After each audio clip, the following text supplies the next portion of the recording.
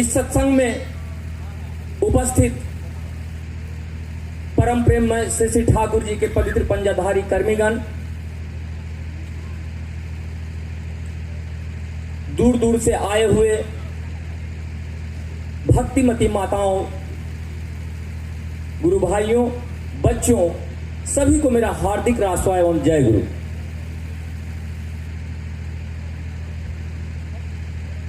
एक समय था जब हम पहली बार आए थे, तब हमको दो ऋत्विक यहां पकड़ के लाए थे कि बैठ के क्या करता, चलो ना घूम के आते। उनका नाम था कविराज दा और सेंदा। उंगली पकड़ के लाया था और ऐसा चस्का लगा दिया कि आज जो दादा कहते हैं कि सुनते हैं चले आते हैं, रियल में चंद्रपुर के नाम से मेरा अंग अंग रोमांचित रहता है कि कब मौका मिले और कब मैं जाऊं। दीक्षा हम लिए ही क्यों हैं? सबसे पहला प्रश्न तो यह है कि हम दीक्षा क्या सोच के लिए हैं। दीक्षा का मतलब होता है गुरु वरण। अब गुरु की आवश्यकता कब होती है? जब हमारा बुद्धि, विश्वास, हमारा शरीर, हमारा पॉकेट जब कुछ अलाउ ना करे, और तब जो शक्ति साथ दे वो गुरु कहलाता है। यहां जितने लोग बैठे हुए हैं अपनी अपनी बुद्धि के हिसाब से जितना काम करना है इस एज आते आते कर लेते हैं। जब अंत में कोई बुद्धि काम नहीं करता है, तब कहते हैं कि उम्र हो गया सत्संग का। सत्संग का उम्र यहां नहीं हुआ। ठाकुर जी कहते हैं शिक्षा, दीक्षा, तब विवाह। गुरु जो कहते हैं कि पहले शिक्षा, इसका क्या मतलब है? कहने को हम भी डॉक्टर हैं, वास्तव में ये डॉक्टर हैं, हम लोग तो नकलिया डॉक्टर हैं। शिक्षा का मतलब होता है कि आपने देखा होगा कि किसी की माँ, मेरी माँ हो, आपकी माँ हो, आज की माँ हो, कल की माँ हो, एक बार बच्चा को बताया होगा कि ये तुम्हारा बाप है। अब पहली बार बच्चा बोला होगा पप्पा। जीवन के अंतिम सांस तक वो पप्पा नहीं भूला। सी इज गुरु। ऐसा टीचर अगर जीवन में मिल जाए जो एक बार कहे हम मान ले, तो बच्चा का जैसे कल्याण हो जाता, तो अपने बाप के प्रति वफादार हो जाता, बाप के सेवा संपन्न हो जाता, श्रद्धावान हो जाता। इसीलिए कहा गया है माँ जो होती है वो सबसे पहली टीचर होती है जीवन का। वो जो बताती है, जो बताने का भाव होता है, और जो बच्चा का सुनने का भाव होता है, अगर ये टीचर में और शिष्य में हो जाए तो शायद तुलसीदास और तुलसीदास की पत्नी का कहानी हम सभी लोग जानते हैं कि तुलसीदास की पत्नी ने एक लात मारा, पलंग से नीचे गिर गए और एक लाइन बोला कि जितना प्रेम हमसे करते हो, अगर इतना प्रेम भगवान से कर लो तो तुमको मुक्ति मिल जाए। ये बात तुलसीदास के ब्रेन में रच बस गया कि कितनी बड़ी बात बोलती है। जो हम मोह माया में हैं, सुंदरता के चक्कर में हैं, अगर भगवान के प्रति प्रेम हो जाए तो हमारा मुक्ति मिल जाए। ये भगवान कहाँ मिलेगा? और तब वो भगवान की खोज में निकले, घर लौटे, लेकिन उनका मन कहीं नहीं लगा। और जब सुबह सुबह लोटा लेके खेत जाएं तो उधर से आए तो कुछ पानी बचे तो एक बेर के पेड़ के जड़ पे डाल दें। संजोग से एक दिन पानी नहीं बचा, जल नहीं डाले। जब जल नहीं डाले तो एक आवाज आई कि आज पानी नहीं पिलाओगे। पीछे लौट के देखा तुलसीदास ने तो कोई नहीं था। फिर आगे बढ़ने लगे, फिर कहा कि पानी नहीं पिलाओगे। तब ये मुड़ गए पीछे और कहें कि बताओ कि तुम हो कौन? तब उसने कहा कि हम भूत हैं। जो आज कुछ पानी पिलाओ ना, तो जो मांगोगे जहां तक होगा हम दे देंगे। तो गए, लोटा उटा पूरा धो खंगार के लाए, पानी दिए जड़ पे। तब भूत ने बोला कि बताओ कि क्या चाहते हो? तुलसीदास ने कहा कि भगवान चाहते हैं। कितना मुश्किल था भगवान मिलना।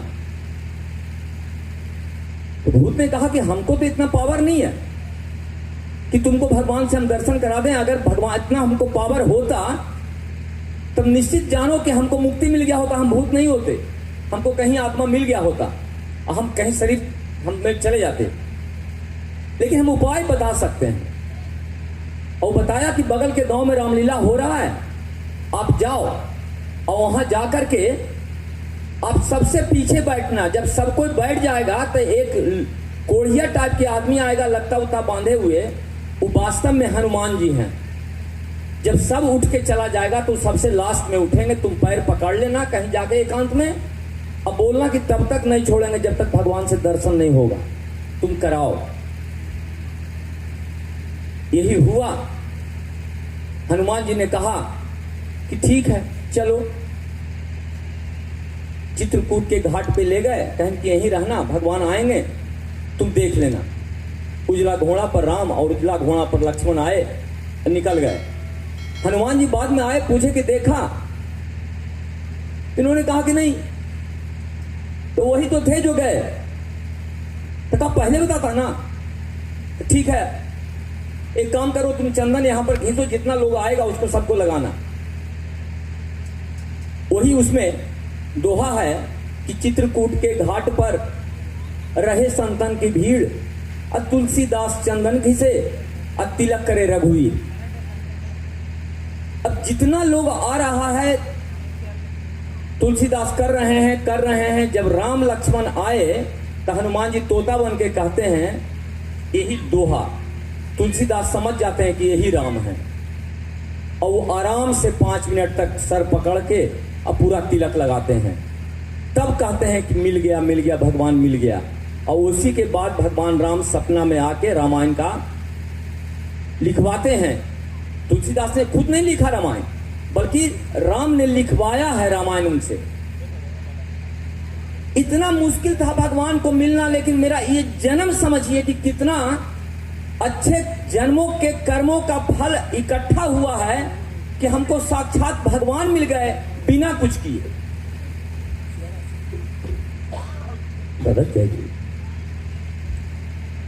अब ये जो भगवान मिल गए, जब चीज आसानी से मिल जाती है तो हमें पता नहीं चलता है कि इसका क्या उपयोग है, कैसे उपयोग करना है। सामने बैठे लोग कंप्यूटर लेके, लैपटॉप लेके बैठे लोग जो हैं वो डीपी वर्क कर रहे हैं। अभी हम लोग को इसका महत्व पता नहीं चल रहा। जरा इसके पीछे की कहानी सुनिए कि पूज्यपाद दादा जो हैं, पूरे परिवार मतलब दादा की पत्नी पूजनीय अविंदा, जितने लोग हैं, रात के 12-1 बजे तक बैठ के हजारों हजार लोगों का डेली नाम का एक लिस्ट बनाया, जो लिस्ट हम लोग के पास आया। कितना मेहनत किए हैं वो लोग कि जो लोग स्थिवृत्ति नहीं कर रहा वो कहां है, उसका जीवन कैसा है। जब स्थिवृत्ति के बारे में हम जानते तो आज पहली बार हम समझे कि स्थिवृत्ति होता क्या है। और समझाने वाले कौन हैं? तो डॉक्टर दीपांकर मिश्रा।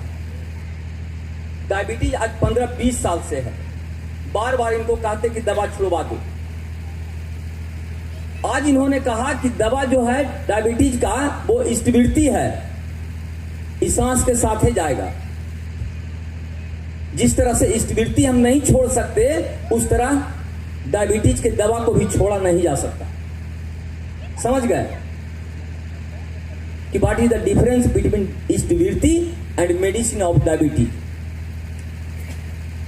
ये बात एक बार समझ में आ जाए कि जिस तरह से दवा को छोड़ने से जीवन जाएगा, तो दूसरे तरफ स्थिवृत्ति को छोड़ने से भी जीवन जाएगा।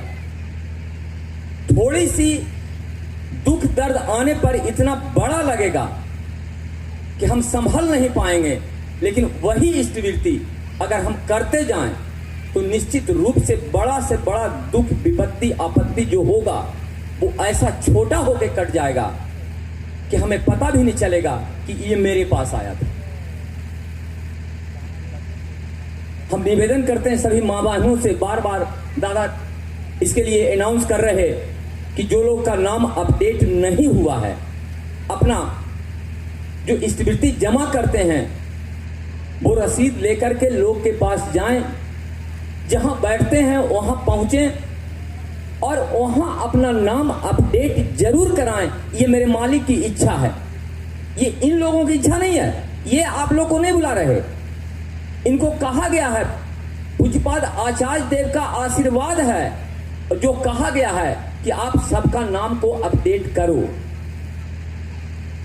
नियम ठाकुर जी के समय में जो था बहुत बदलाव होते जा रहा है। जैसे जैसे समय बदलेगा नियम में बदलाव आएगा। हम लोग एक बात बताना चाहते, कुछ अच्छा लगेगा कुछ बुरा लगेगा, लेकिन जो नियम है। दादा ने कहा, हम लोग समझते कि जो पंजा जिनको मिल जाता उनका जीवन धन्य हो जाता, वो साधु महात्मा बड़े बड़े संत हो जाते। ऐसा कुछ नहीं है। जितने लोग नीचे बैठे हैं, जो काम करने वाले हैं, जो सुबह से शाम ठाकुर जी का काम करते हैं, उनसे हम छोटे हैं अगर हम काम नहीं करते हैं तब। ये पंजा कुछ नहीं होता। पंजा वास्तव में वो होता कि जिसको बिखर जाना है, जिसको टूट जाना है और उसको बचाना है, तब ठाकुर जी उसको पंजा देके बचा लेते। कभी आप नई गाड़ी को गैरेज में खड़ा नहीं देखे होंगे, क्योंकि गाड़ी जो है नई है, सब कुछ ठीक ठाक है, वो क्यों गैरेज जाएगा? गैरेज कौन जाता? जो गाड़ी कहीं एक्सीडेंट कर जाए, गाड़ी में कुछ खराबी आ जाए, तब वो गाड़ी गैरेज जाती है। हम लोग गैरेज में हैं। आप लोग की बीमारी कम है इसलिए नीचे हैं, हम लोग की बीमारी जबरदस्त है इसलिए हम लोग को ठाकुर ने ऊपर बुलाया है। पंजा वो चीज है। इसलिए अबर आचार्य देव ने कहा कि जिनका भी नाम रिकमेंड करके आएगा, ये पहले पता करना कि उनके घर में जितने परिवार हैं वो सब के सब स्वस्तैनी होल्डर हैं कि नहीं है। और ये नियम क्यों बनाना पड़ा कि जब स्वस्तैनी की चर्चा होती तो बहुत कर्मियों के घर में ऐसा देखा जाता कि हम तो लहसुन प्याज मांस मछली छोड़ दिए, हम तो स्वस्थ हैं, लेकिन मेरा बेटा जो है वो खा पी के पूरा दुर्गति भोग रहा। हम निवेदन कहां करने जा रहे हैं? तो आचार्य देव के पास कि दादा मेरा बेटा को तो ऐसे हो गया, अब क्या होगा? तो दादा ने तो पहले कहा था कि स्वस्थ रहना है तो स्वस्थैनी लो। स्वस्थैनी का क्या मतलब?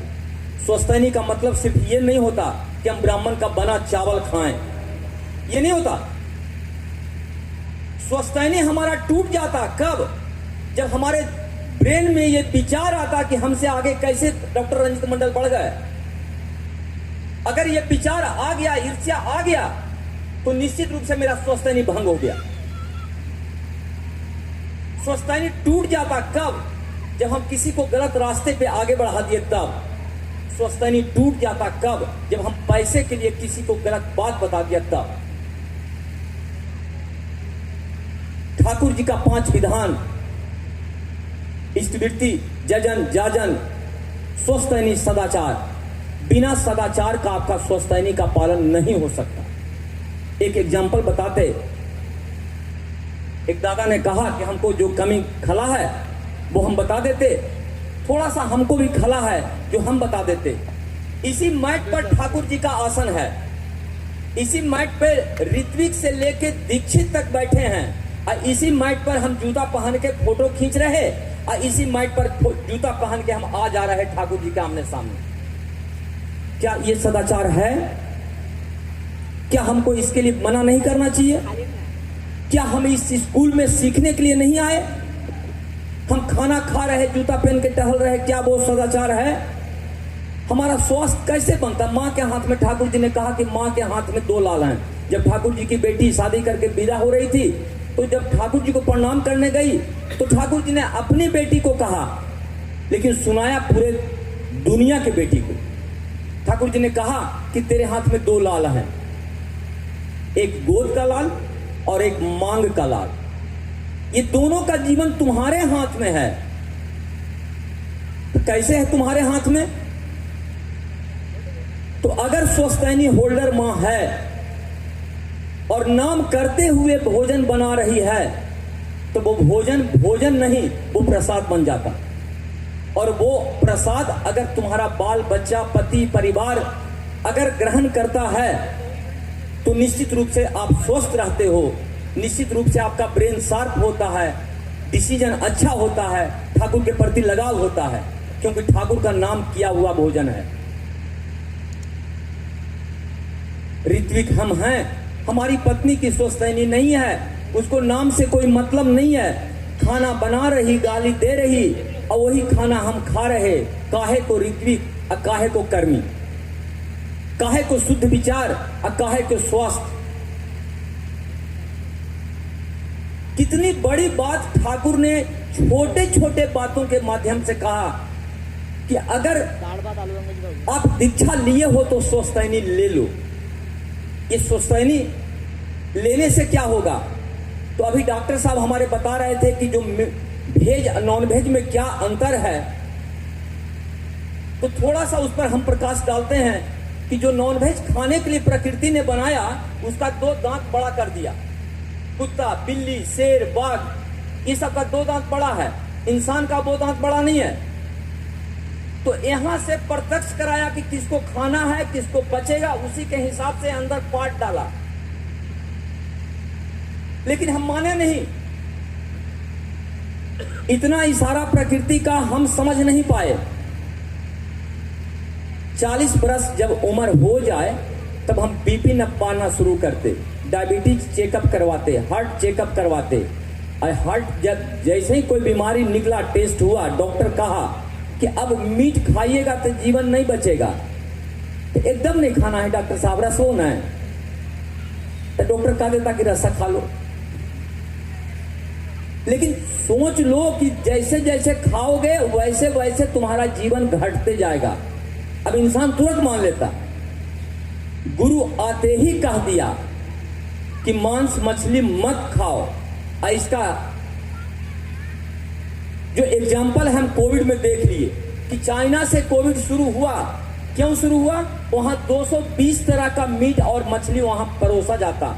वहां इंसान के नवजात बच्चा को फ्राई करके बोयाम में रख के, ग्लास जार में रख के और उसका पार्ट काट के रास्ता लगा के दिया जाता, परोसा जाता होटल में, और वो आदमी खाता।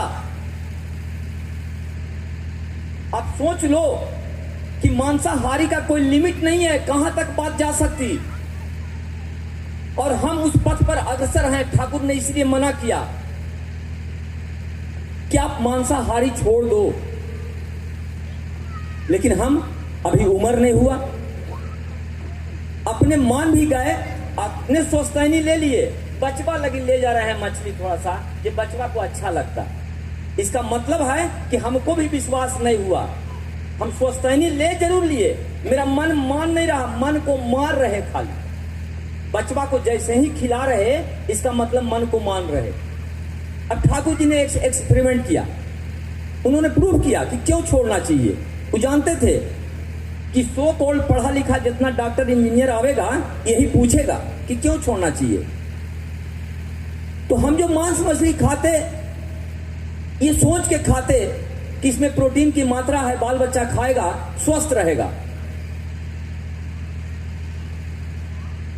तो ठाकुर जी रिसर्च किए कि सबसे ज्यादा प्रोटीन की मात्रा किसमें है? बादाम में है, तेल में है, चावल में है, गेहूं में है, दूध में है, अंडा में है, मुर्गी में है, मटन में है, किस में है? तो ठाकुर जी ने पाया कि कोबरा सांप का विष जो है उसमें दुनिया में सबसे ज्यादा प्रोटीन की मात्रा है। ये एक्सपेरिमेंटल फैक्ट्स हैं ठाकुर जी का, अपना लेबोरेटरी का। तो इसका मतलब है कि हम रोज कोबरा सांप से अपना डसवावें, जीवन रहेगा। ठाकुर जी फाइनली क्या कहें कि शरीर को प्रोटीन की मात्रा एक निश्चित अमाउंट में चाहिए। अगर ज्यादा अमाउंट में चला गया तो हम बीमार हो जाएंगे, अब सबसे ज्यादा चला गया तो हम मर जाएंगे। और जितना अमाउंट में चाहिए प्रोटीन, वो दाल में है, वो रोटी में है, वो चावल में है, वो दूध में है, वो दही में है। तो खाना ही है तो ये खाओ, ये आराम से डाइजेस्ट होगा, तुम स्वस्थ रहोगे। अब स्वस्थ रहने के लिए इतना सारा बात बता दिए। हम पार्टी जाएंगे तब कैसे खाएंगे? हम बहुत जगह देखे हैं अपने मित्रों को, सोचतैनी तो ले लिए, कॉर्नर में जाके मछली वाला लाइन में लग जाते। तो उधर ठाकुर जी थोड़े देख रहे हैं। और उनको दुर्गति भी देख रहे कि जितने लोग ऐसे हुए उनका दुर्गति इस जीवन में उड़ गया। ठाकुर जी लिखते हैं, सोचे बोले करे नहीं, उसकी आशा फले नहीं। अगर ठाकुर जी की बात सिर्फ सुनने के लायक है तो उससे जीवन में कुछ नहीं होना है। उससे बढ़िया है कि दीक्षा मत लो। स्कूल जाएं और टीचर का बात ही नहीं सुने, लिखे पढ़े ही नहीं, तो पास होने का तो खैर सवाल ही नहीं है, छात्र कहलाने के लायक भी नहीं। गुरु किए हैं, गुरु की बात को मानिए। गुरु जब भी आते हैं उनको आने की जरूरत होती नहीं है, वो हम लोग के लिए आते हैं और हम लोग को बचाने के लिए आते हैं। जब हम रास्ते से डेविएट हो जाते हैं तो देखते हैं कि अभी दुर्गति भोगने वाला है, तब रास्ता ठीक बताने के लिए आते हैं, लेकिन कभी स्पष्ट रूप से नहीं कहते कि तुमको यही करना है। वो बता देते कि ऐसे करोगे तो ऐसे पाओगे, इधर करोगे तो इधर पाओगे, उधर करोगे उधर पाओगे। अब हमारे ऊपर छोड़ दिए कि तुम कैसा पाना चाहते हैं। ठाकुर जी कहते हैं कि किसी को कुछ मिलता है तो जाने अनजाने उसका मांगा हुआ होता है, कि उसने मांगा है। अब ये बात वो कैसे मांगा है वो जाने, लेकिन ये बात हम कैसे मानेंगे ये हम जाने कि ठाकुर जी की लाइन पर चलेंगे, कैसे चलेंगे, चलना कितना मुश्किल है, उसको आसान कैसे बनाना है और आसानी कितना है। याद कीजिए, हम लोग जब पहला दिन दीक्षा लिए थे तो मैं अपनी बात बताता हूं कि 4 आना से स्मृति शुरू किए थे। मन में एक संशय था कि 4 आना नहीं रहेगा कल, तब क्या होगा, स्मृति हम कहां से करेंगे। इस संशय आज नहीं है, क्योंकि ठाकुर ने इतना दिया। विश्वास मानिए कि ठाकुर जी के लिए जितने बैठे लोग हैं, एक इंसान खड़ा हो जाए जो ये कहे कि हम साल भर स्मृति किए और ठाकुर से हमरा कुछ भी नहीं मिला, हमको कुछ रियलाइजेशन नहीं है कि क्या मिला, तो दुनिया में ऐसा एक शख्स नहीं मिलेगा कि कुछ नहीं मिला। मिलना सबको तय है, जो जैसा करता है वैसा पाता है, जो जितना करता है वो उतना पाता है। अब एक कहानी हम सुनाना चाहते, कहानियों के लिए फेमस हैं। ठाकुर जी का एक घटना है कि ठाकुर जी क्या कर सकते, ठाकुर जी में कितनी शक्ति है, कहां तक देख पाते ठाकुर जी। ऐसे ही जब पूर्व आचार्य देव थे तो उन्होंने दीक्षा दिवस चलाया था और वहां से अनाउंसमेंट होता था कि आज दीक्षा दिवस है, दीक्षा देना है और सब ऋत्विक को निकलना है। तो एक दिन का बात है कि पूजनीय अविंदा बड़ा छोटा थे। आसाम से एक ऋत्विक ने फोन किया पुष्पा दादा के घर पे। तो घर पे जब फोन किया तो फोन दादा थे नहीं, और उस समय बचपन में अविंदा ने उठा लिया। जब उठा लिया तब उन्होंने कहा, लगा उनको कि कोई बच्चा उठाया है, तो उन्होंने कहा कि सुनो, जो आचार्य देव से बात करनी है।